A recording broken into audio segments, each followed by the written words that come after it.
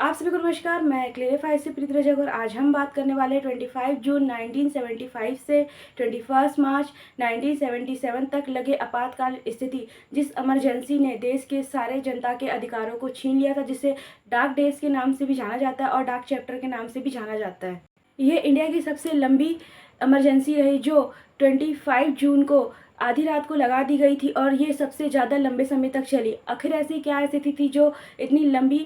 Emergency लगाई गई और इसके कारण क्या था, आज हम इसके बारे में जानने की कोशिश करेंगे और इसे बहुत ही शॉर्ट में समझने की कोशिश करेंगे। बात शुरू होती है 1971 की, जब भारत में जनरल इलेक्शन कंडक्ट कराए जाते हैं और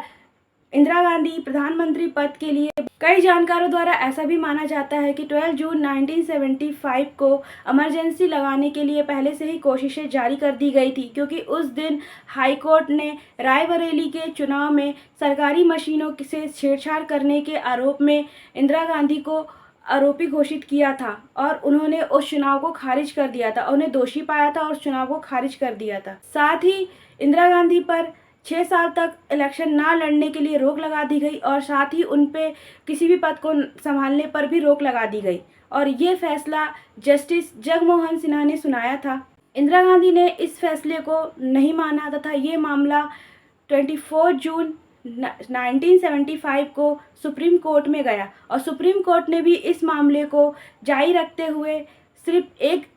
रूल चेंज किया कि उन्होंने इंदिरा गांधी को प्रधानमंत्री पद में बने रहने की अनुमति दे दी तथा बाकी सारे आरोप उन पर लगे हुए थे, पर वो किसी भी इलेक्शन में वोट नहीं दे सकती थी, जिससे अब इंदिरा गांधी को प्रधानमंत्री पद से इस्तीफा नहीं देना पड़ता तथा उनकी प्रधानमंत्री पद की कुर्सी बच गई थी और वो सलामत थी और वो प्रधानमंत्री पद पर थी। साथ ही इंदिरा गांधी जी की कुर्सी तो बच गई, लेकिन वह अब किसी को भी वोट नहीं दे सकती थी। किसी भी इलेक्शन में वोट देने के अधिकार उनसे छीन लिया गया था। लेकिन इनके पद से इस्तीफा ना देने से विपक्ष बहुत नाराज था तथा साथ ही जगमोहन प्रकाश जी ने एक प्रदर्शन शुरू कर दिया, जो रोजाना जब तक इंदिरा गांधी अपने पद से इस्तीफा नहीं देती उसे जारी रखने को कहा गया और यह प्रदर्शन चालू कर दिया गया। फिर उसके बाद पूरे देश में हड़तालें चलने लगी और फिर उसके बाद जयप्रकाश नारायण जी के साथ मोरारजी भाई भी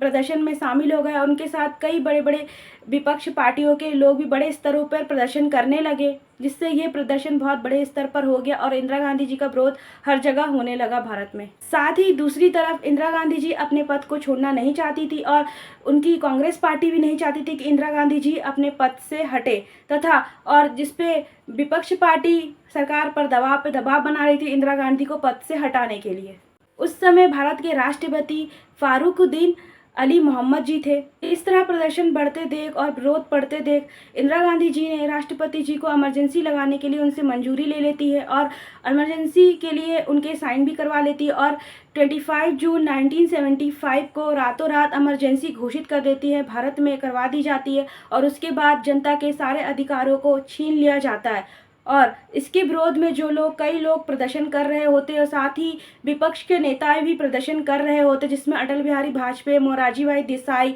मुलायम सिंह यादव और लाल कृष्ण आडवाणी जी को सभी को पकड़कर जेल में बंद कर दिया जाता है। साथ ही सोशल मीडिया पत्रकारों और अन्य पत्रकारों को जो भी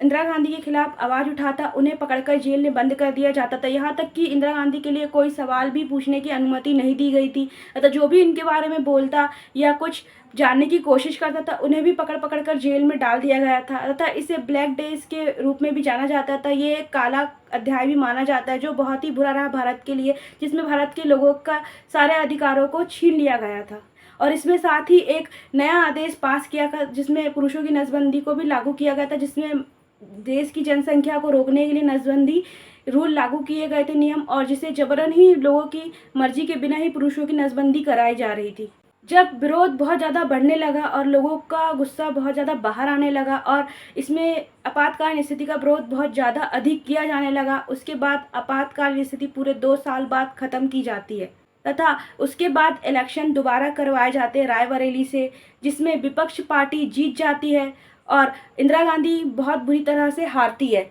और इंदिरा गांधी का हार का कारण उनके आपातकालीन घोषणा को माना जाता है और इसके बाद विपक्ष पार्टी से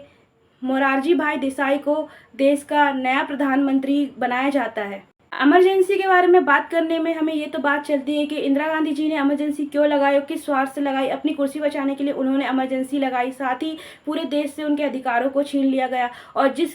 जिसमें इमरजेंसी के बारे में इंदिरा गांधी जी से कोई भी पूछता हो, कोई भी सवाल करता था, उन्हें पकड़कर जेल में डाल दिया गया। साथ ही विपक्ष भी जो उन्हें के विपक्ष में जो उनका विरोध कर रहे थे, उन्हें भी पकड़कर जेल में डाल दिया गया तथा उनके विरुद्ध कोई भी आवाज़ उठाता उन्हें पकड़कर जेल में डाल दिया गया। आखिर इसका अंत ये हुआ कि 2 साल बाद जब ये आपातकालीन स्थिति खत्म हुई और उसके बाद दोबारा इलेक्शन हुए तो उसमें विपक्ष पार्टी जीतती है और उसमें मोरारजी भाई देसाई जी को प्रधानमंत्री बनाया जाता है। इसका कोई फ़ायदा नहीं हुआ, इंदिरा गांधी जी की इमेज तो ख़राब हुई, साथ ही में कांग्रेस पार्टी का गलत फैसला साबित हुआ जिसके कारण वो हार का कारण बना। और आज भी इसका इम्पैक्ट देखने को मिलता है कांग्रेस पार्टी के लिए। तथा आज की हमारी थ्योरी यहीं पे ख़त्म होती है। अगर आपको हमारा ये वीडियो अच्छा लगा हो तो प्लीज़ हमारे चैनल को सब्सक्राइब कीजिए। आपका तो कुछ नहीं होगा पर हमें बहुत ही मोटिवेशन मिलेगा आपके लिए इन्फॉर्मेशन और इन्फॉर्मेटिव वीडियो बनाने के लिए। जब तक के लिए जय हिंद, जय भारत।